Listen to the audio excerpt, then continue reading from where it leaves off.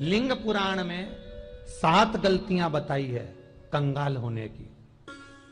ये गलती अगर आपने भी करी है तो जिंदगी में कितना भी पुण्य करोगे उसका फल नहीं है। आज की कथा को लिखकर रखना, शायद तुम्हारी जिंदगी संवर जाए। लिंग पुराण में 7 गलतियां बताई है व्यक्ति को बर्बाद होने की। पहली गलती है, उसमें से अगर आप स्वीकार कर रहे हैं ये गलती तो समझ लो कि गलती आपने करी है। गंगा जल तो बुलवाया टैंकर भरकर, 21,000 बेलपत्र भी समर्पित कर रहे हो। आप मंदिर के अंदर बैठ गए, दर्शन करने वाला आता रहा, किसी को अंदर प्रवेश नहीं दिया। आप गंगा जल चढ़ाते रहे, आप बेलपत्र चढ़ाते रहे, आप स्वयं पूजन करते रहे, और दूसरा व्यक्ति ना जाने किस भाव से, किस रूप में आकर भगवान की सेवा करना चाहता था। पंडित जी ने आपके चक्कर में उसको जल नहीं चढ़ाने दिया, पंडित जी ने आपके चक्कर में उसको बेलपत्र नहीं चढ़ाने दिया। पहली गलती यह हो गई कि भगवान के भक्त को भगवान से दूर कर दिया गया। अब उठा लो श्रीमद् भागवत कथा। 2 देवताओं ने गलती करी थी। एक ब्रह्मा जी ने गलती करी थी कि गाय बछड़ों का हरण कर लिया था। 1 वर्ष होने में 1 दिन था तब ब्रह्मा जी ने गाय बछड़े वापस दिए थे। दूसरी गलती इंद्र ने करी थी, जल वृष्टि करी तब भगवान कृष्ण को गोवर्धन पर्वत उठाना पड़ा। दोनों देवताओं ने गलती करी, पर भगवान कृष्ण ने इंद्र को क्षमा कर दिया पर ब्रह्मा को क्षमा नहीं करा। क्यों नहीं करा? क्योंकि इंद्र को क्षमा इसलिए करा क्योंकि इंद्र ने जब जल वृष्टि करी तो सारे ब्रजवासियों को भगवान के चरणों में लाकर छोड़ दिया। सारे ब्रजवासी गोवर्धन पर्वत के नीचे आकर बैठ गए, भगवान के चरणों में आ गए। और ब्रह्मा ने जो गलती करी वो ऐसी गलती करी कि भगवान से गाय और बछड़ों को दूर कर दिया। जो भगवान से भगत को दूर कर दे उसको शंकर कभी क्षमा नहीं कर सकता। इसलिए बर्बादी का पहला कारण आप भक्त और भगवान में दूरी बना दी।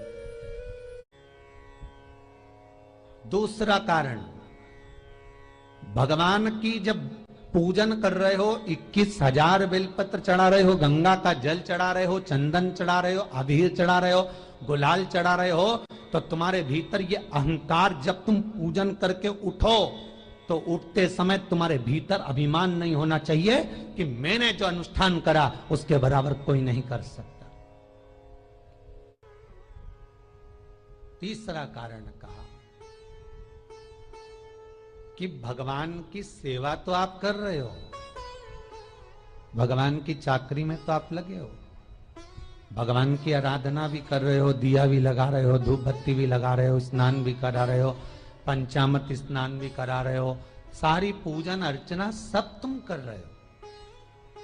पर हो सकता है इस पूजन अर्चना में आप केवल 3 घंटा पूजन करते हो और बाकी के समय किसी न किसी की जीवात्मा को दुख पहुंचा रहे हो। एक कथा में एक बात कही थी कि भले मंदिर में दिया मत लगाओ, भले मंदिर में जाकर धूप बत्ती मत जलाओ, भले मंदिर में जाकर भोग मत लगाओ, भले मंदिर में जाकर जल मत चढ़ाओ, कुछ मत करो, भले भगवान को नए कपड़े मत पहनाओ, भले तुम्हारी मर्जी पड़े भगवान को भोग मत लगाओ, पर शास्त्र कहता है कुछ मत करो, पर एक काम जरूर करना कि किसी के चेहरे पर प्रसन्नता ला देना तो मंदिर में दिया जलाने के बराबर होगा। किसी के चेहरे पर चमक ला देना, प्रसन्नता ला देना तो अगरबत्ती लगाने के बराबर होगा। किसी गरीबड़े के, किसी दुखी के चेहरे पर अगर तुमने प्रसन्नता ला दी तो वो भगवान को कपड़े पहनाने के बराबर होगा। मालूम पड़े तुम मंदिर में पूरी सब्जी बांटो, मंदिर में भोजन कराओ, मंदिर में सारा पकवान चढ़ाओ, और कोई तुम्हारे कारण अगर दुखी है तो तुम्हें वो सुख का भान नहीं हो सकता। तीसरा कारण है हमारा, वो सुख नहीं मिल सकता। चौथा कारण है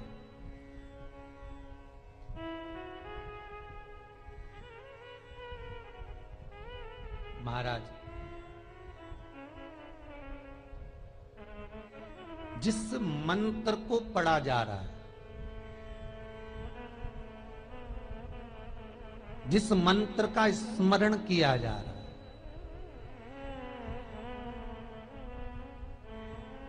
जिस भगवान की माला को हम जप रहे हैं, हम पाठ कर रहे हैं, उसमें त्रुटि। उठा लीजिए दुर्गा सप्तशती। दुर्गा सप्तशती का हिंदी अनुवाद में एक थोड़ा सा दृष्टांत दिया है, आपको मालूम होगा।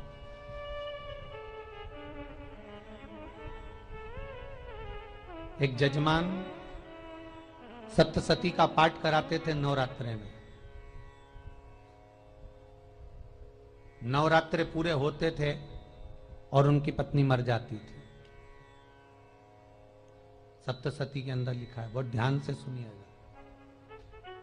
दुर्गा सप्तशती का पाठ कराते थे और पत्नी नवरात्रे के बाद 4 महीना 3 महीने के बाद मर जाती थी। बहुत दुखी था सेठ। एक शादी करी, दूसरी करी, तीसरी करी, चौथी करी, चौथी पत्नी भी मर गई। बहुत दुख हुआ।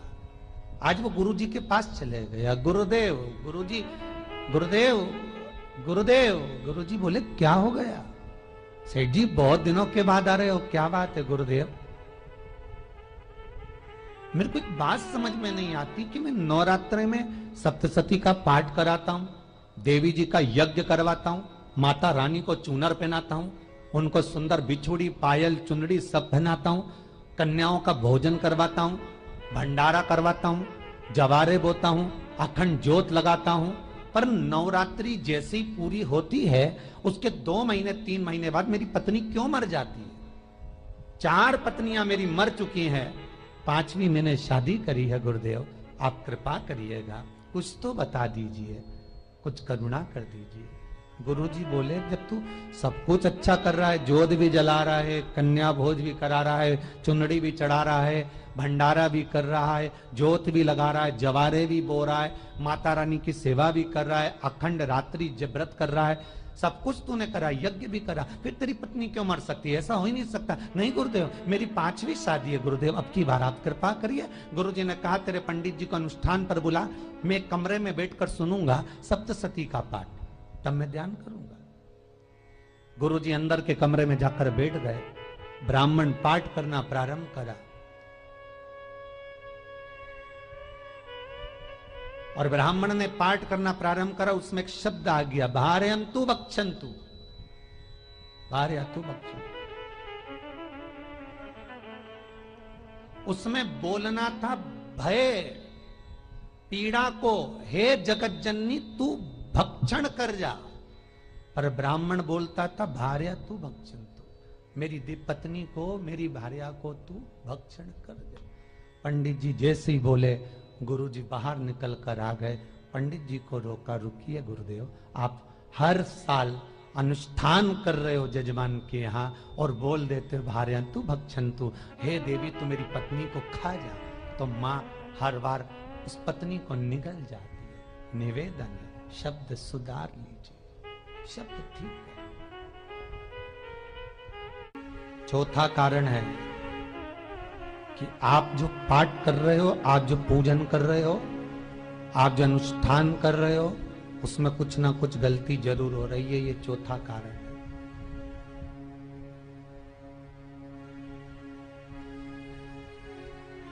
एक बार पूरे घर के लोगों को बिठाओ, अपने घर के लोगों को, मम्मी से पूछना, मम्मी तुम कौन कौन सा पाठ करती हो? एक बार मम्मी से पूछना। फिर एक बार पापा से पूछना, पापा आप कौन कौन सा पाठ करते हैं सुबह? फिर बहू से पूछना, भाभी आप कौन कौन सा पाठ करती हो? फिर छोटी दुल्हन से पूछना, छोटी दुल्हन तुम कौन कौन सा पाठ करती हो? भैया आप कौन कौन सा पाठ करते हो? आप कौन कौन सा पाठ करते हो? पूछना। जब घर के अंदर बड़ी बहू अलग तरह का पाठ कर रही है, छोटी बहू अलग तरह का पाठ कर रही है, मंजली बहू अलग तरह का पाठ कर रही है, माँ अलग तरह का पाठ कर रही है, पति अलग तरह का पाठ कर रहा है, तो उसका जो प्रभाव है, कौन सी चीज कहां टकरा रही है, जिसके कारण घर में रोग इतना है कि कोई सही होने वाला ही नहीं है। अब तुम कहो कि सीवर वाले गुरुजी ने उपाय बताया, हमने बहुत करा, पर सही क्यों? तो सही क्यों नहीं हो रहा है? उसका कारण है या तो बड़ी बहू जो पाठ कर रही, या सास जो पाठ कर रही, या पति जो पाठ कर रहा है, नाते जो भी उस घर के अंदर रहकर जो पाठ अर्चना कर रहा है, उसमें जरूर कुछ ना कुछ ऐसा हो रहा है जिसके कारण वो काम नहीं कर पा रहे। उसमें कुछ ना कुछ गलती हो रही है जिसको तुम समझ नहीं पा रहे, जिसको तुम अपने आप को बहुत विचार करते हो कि मेरे बराबर कोई नहीं कर सकता, मैं शंकर की भगत, मैं राम की भगत, मैं कृष्ण की भगत, मैं जो करती हूँ बहुत अच्छा करती हूँ, मैंने जो किया बहुत अच्छा करा। पर हो सकता है उसी कारण आपको दुख झेलना पड़ रहा,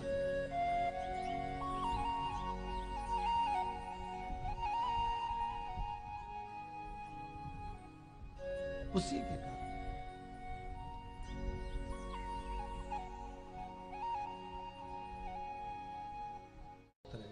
महाराज, हमने जो दान किया, हमने जो पुण्य किया, हमने जो सत्कर्म किया, वो किस जगह पर लगा? 5वां सूत्र,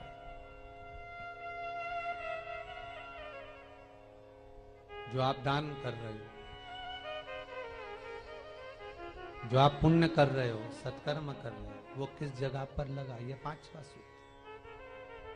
फिर निवेदन करेंगे, गाय, बेटी और लक्ष्मी 50 बार विचार करना, तब किसी को देना।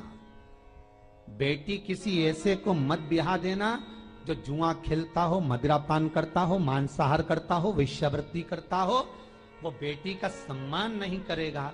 बेटी रोएगी तो कन्यादान करने वाले को रोना पड़ेगा।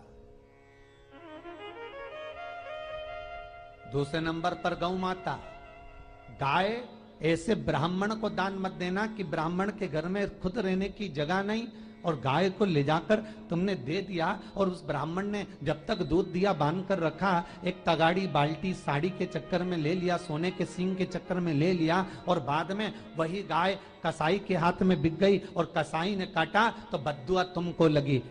बेटी, गाय और लक्ष्मी, पैसा भी किसी ऐसे भिखारी के कटोरे में मत दान देना कि जिसने ले जाकर मदिरा पान में लगा दिया, जुए में लगा दिया, वैश्यावृत्ति में लगा दिया। अगर जिस भिखारी के कटोरे में पैसा दिया उसने शाम को ले जाकर मदिरा पान में, जुए में लगा दिया, तो लक्ष्मी रोती है कि तूने मुझे गलत जगह पर दिया है, इसलिए अब तुझे रोना पड़ेगा। तब व्यक्ति को रोना पड़ता है, फिर व्यक्ति रोता है। गाय, बेटी और लक्ष्मी 50 बार विचार करो, क्या सही जगह पर दे रहे हो? और अच्छी जगह पर दोगे तो संपदा भी बढ़ती है, सुख आता है। अगर बेटी सुखी रहेगी तो मायके के लोग सुखी रहेंगे, गौ माता सुखी रहेगी तो संसार सुखी रहेगा। और आपने जो धन दिया, आपने जो पैसा दिया किसी भिखारी के कटोरे में, अगर उसने गलत जगह पर लगाया तो रोना तुमको पड़ेगा। किसी आजकल के भिक्षुकों को अगर रोटी दे दो तो लेते ही नहीं, आटा दो तो नहीं लेते।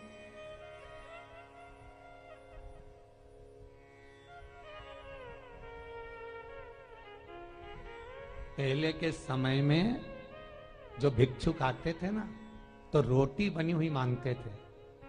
बूढ़ी बूढ़ी माताएं जानती होंगी, चिमटा बजाकर, घुंघरू बजाकर कहते थे भोजन, तो 2 रोटी निकाल कर दे दी जाती थी घर से। लो बाबा, तो माता इतना प्रेम रखती थी, केवल रोटी नहीं देती थी, बाबा बैठो हम सब्जी ला कर देते। इतना प्रेम था बुजुर्ग माताओं का, बैठो।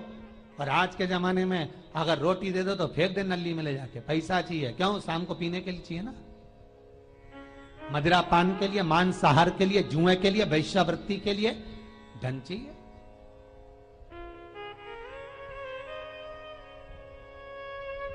भोपाल के और इंदौर के, इंदौर का राजवाड़ा चौराया और भोपाल का लाल घाटी चौराया, इन दोनों चौराहे पर इतने से बच्चे लोग भीख मांगते हैं और उनकी माताएं और उनके पिता रोड के किनारे पर चिलम लगाते बैठे रहते हैं, पांव लंबे करके पड़े हैं और ये कमा कमा के उनको दे रहे हैं। और धन्य हैं ऐसे लोग जो उनको दान भी दे देते हैं। जिसको जरूरत है उस तक कुछ नहीं पहुंचता।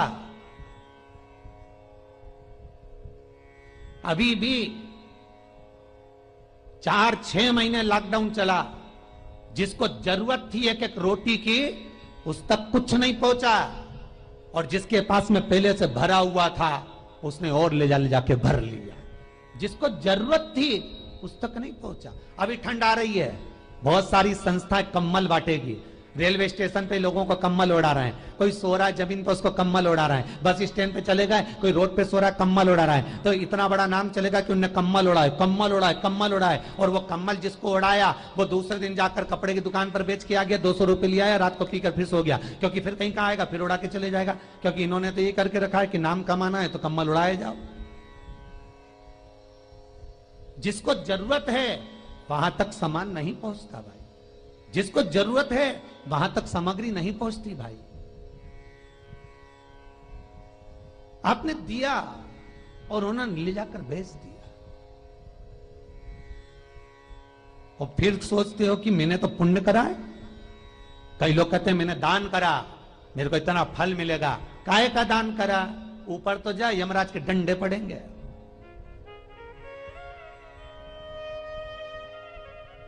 रेल में, ट्रेन में आप बैठ जाओ रिजर्वेशन कोच में, छोटे छोटे लड़के आते हैं अपना कपड़ा उतारते हैं। सही बोलना रे भाई, जितने लोग टीवी पर कथा सुन रहे हो, छोटे छोटे बच्चे अपना कपड़ा उतारेंगे और पोछा लगाएंगे रेल की बोगी में। जब गवर्नमेंट ने स्वीपर रख रखे हैं तो तुम्हें अंदर आने का किसने कहा? कौन ने कहा कि तुम अपना कपड़ा उतार के पोछा लगाओ? और वो अपने शरीर का कपड़ा उतार कर पोछा लगाता है, आपके आगे हाथ फैलाता है, आप एक एक 2-2 रुपए दे देते हो। वो अगले स्टेशन पर उतरता है, कोई सूंघने की सामग्री लेता है, सूंघ सूंघ के वो बर्बाद हो जाता है और कहीं कूद कर मर जाता है। उसके मरने में 1 रुपया तुम्हारा भी लगा है, इसलिए नरक तुमको भी भोगना पड़ेगा, क्योंकि उसके मरने में तुमने हेल्प करी है।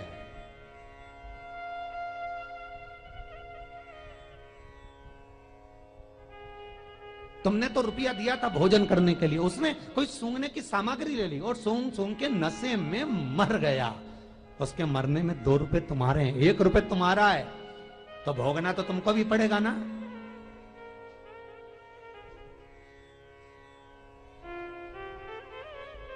कहीं अच्छी जगह लगाओ, सत्कर्म की ओर लगाओ, तो सुख का आनंद कुछ और ही होगा, सुख का आनंद कुछ और ही प्राप्त। हमारा धर्म, हमारा पुण्य, हमारा सत्कर्म।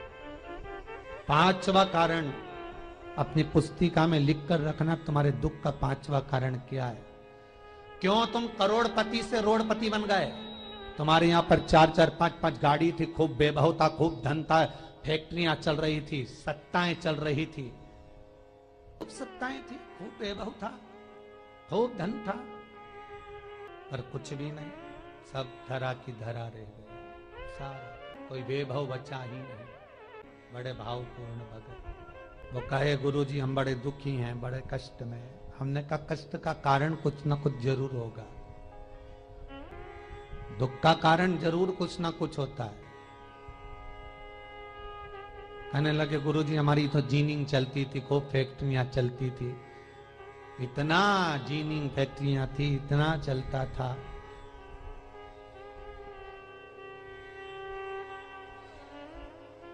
इतनी जीनिंग चलती थी, इतनी फैक्ट्रियां चलती थी, गुरुदेव बहुत दुखी हो गए। हमने कहा दुख का कारण, जो ये 7 कारण है शिव महापुराण के, लिंग पुराण में जो 7 कारण बताए हैं दुख आने के, जब फैक्ट्रियां अच्छी चल रही, जीनिंग अच्छी चल रही, व्यापार अच्छा चल रहा है, तो 7 कारण बताए हैं। क्या आप उन 7 कारण में से कोई कारण आपके साथ में हुआ है जिसके कारण आप रोड पर आ गए, करोड़पति से रोडपति बने? कभी कभी नगर में, गांव में सभी का व्यापार एक साथ समाप्त हो जाता है। कभी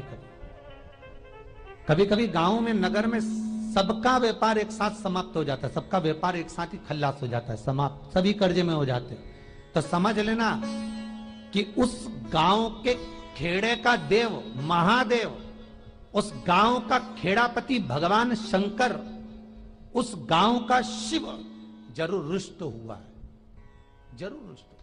उसको मनाने का प्रयास करो, जिससे अपनी नगर, अपना गांव फिर उन्नति की सीढ़ी पर चढ़ जाए। 5वां कारण मंत्र जाप को, अर्थात तुम्हारा फिर निवेदन, गाय, बेटी और लक्ष्मी 50 बार विचार करना, तब देना, नहीं तो मत दे, मत दीजिए। और महाराज भगवान शिव की कथा का छठा कारण बता, हमारे दुख का कारण छठा कारण।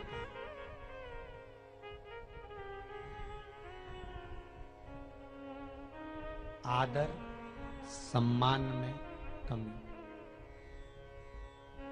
घर के जो बड़े हैं, घर के जो बुजुर्ग हैं, घर के जो आदरणीय हैं, उनका सम्मान नहीं कर पा। सुंदर कहा, जिस घर में माँ बाप की इज्जत नहीं होती, उस घर में देखना कभी बरकत नहीं होती। छठा कारण है सम्मान, सत्कार, आदर ना होना। जब धन। सातवां कारण,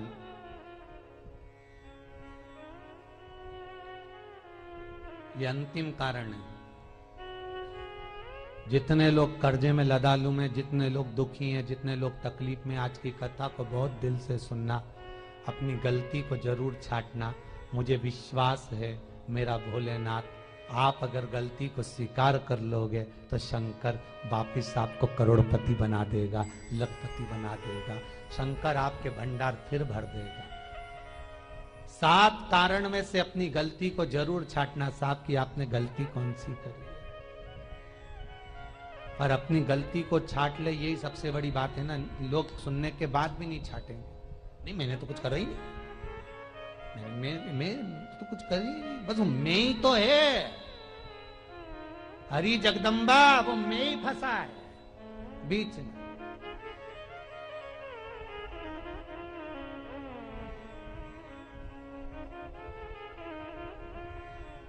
सातवां कारण,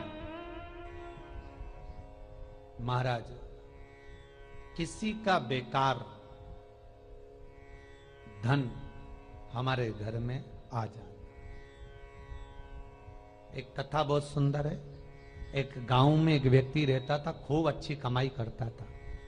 पत्नी ने कहा तुम्हारे पास कमाई अच्छी हो रही है तो ये पैसा तो कोई चुरा के ले गया तो पति बोला क्या करना चाहिए? तो एक काम करता हूं, बाजार से कोड़ियां खरीद लेता हूं। कोड़ियां जानते हो, वो ऐसे बच्चे लोग खेलते हैं, कोड़ी खरीद लाता हूं। अब गांव का व्यक्ति रोज कोड़ियां खरीद के लाए। उनके यहाँ बोरे पे बोरे भरा गए, बारदान पर बारदान भरा गए, पूरा कमरा कोड़ियों से भरा गया। एक दिन राजा बीमार पड़ गया।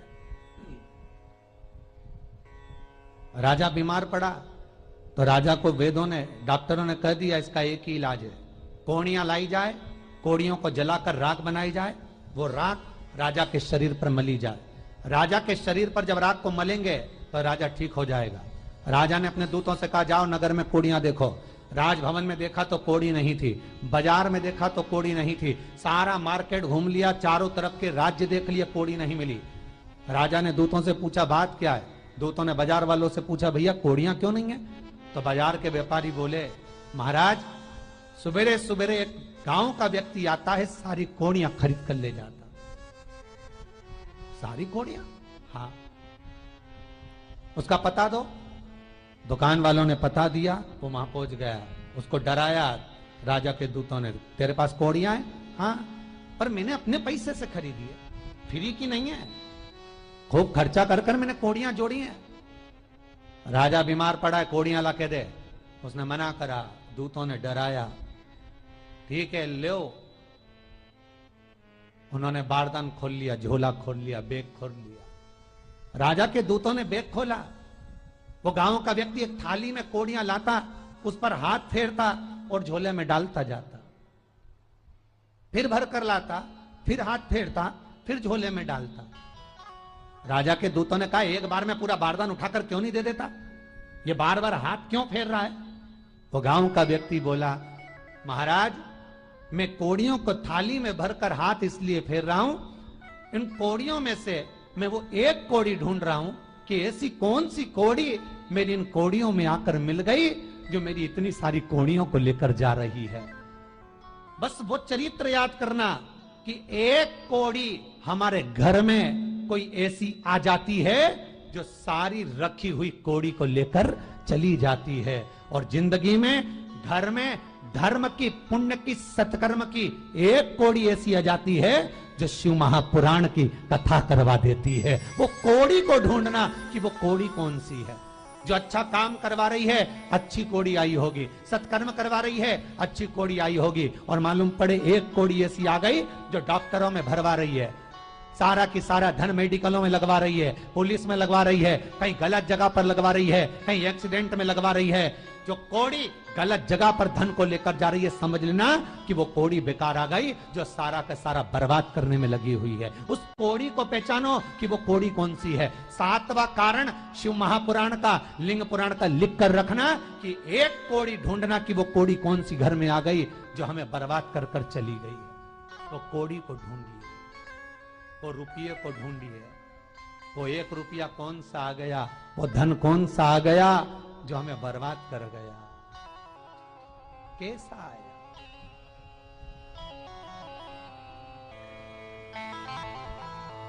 धन कौन सा आ गया ऐसा जो हमें बर्बाद कर दे।